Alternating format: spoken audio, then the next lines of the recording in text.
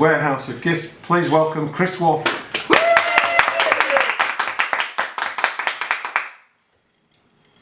How much space do you have in your life? And are you using it for the right things? Fellow Toastmasters, my story starts in the same way that all the best stories start, with a woman weeing on a stick. My wife came in. The second test is positive. I'm pregnant. I'm going to be a dad. Holy crap, I'm going to be responsible for a tiny human being. And I'm an idiot! So after the excitement calmed down, we phoned the parents, we posted the appropriate Facebook message. I began to walk around my apartment and look at all the piles of stuff in every corner. It was like walking through the room of requirements at Hogwarts or an Amazon warehouse. A decade of accumulating things and putting them into boxes. I looked at my speaker system. Hadn't used it since I went to university. My poker set. Could I even remember how to play poker? My first guitar. This isn't it. My first guitar was red, a Fender Stratocaster. I remember when my parents took me to buy it, I said it has to be this one, it has to be the Fender, and it has to be the red one, because that's the one that the rock stars play. That's the one that Mark Knopfler had in Dire Straits.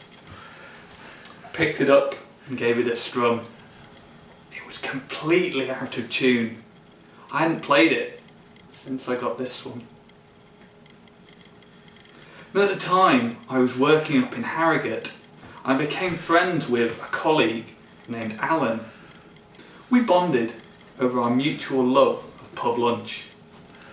First it was once a week, then twice a week. Then suddenly we were going every day. We had a schedule, a different pub for each weekday. And as we ate and drank, we told each other about our lives.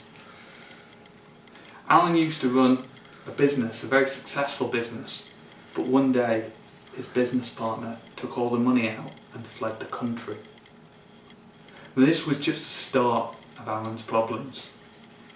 HMRC that said because he was a director he should have known what was going on and was therefore liable for everything. They took his house, took his car, and even after he declared bankruptcy they pursued him with an income protection order. The only way he could even get transport was to get his friend to lease him a motorbike.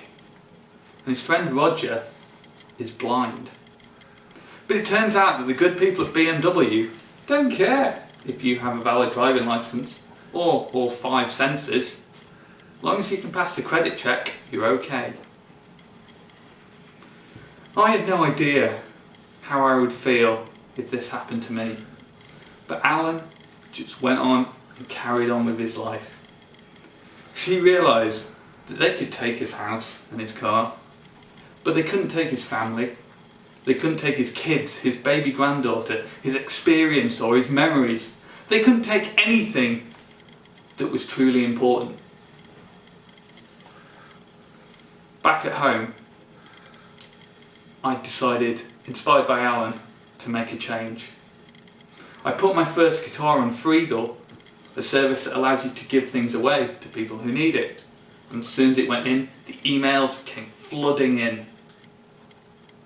One of which was a woman named Kathy. Kathy said her husband used to love playing guitar, but he had to give it up after he got carpal tunnel syndrome. And even now he'd had an operation to fix it, because he'd lost his job, he couldn't afford to buy a new one. It was an easy winner.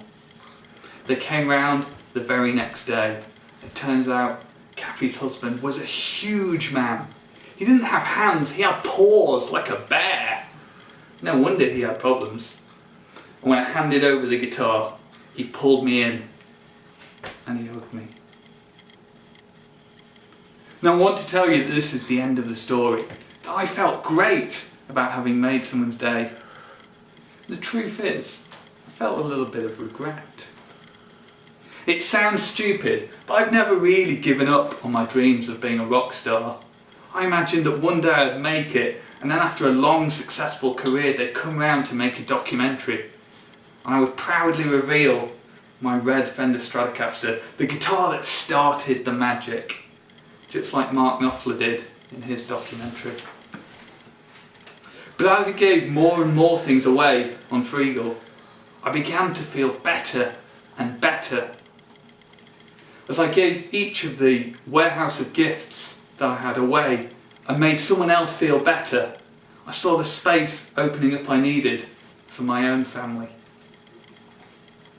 On that day, I realised that I didn't need these things. What I needed was to make space for the things that were really important in my life. I finally understood what Alan meant when he said they couldn't take what really matters. Fellow Toastmasters, we only have so much space in our lives. Are you using it for what's truly important?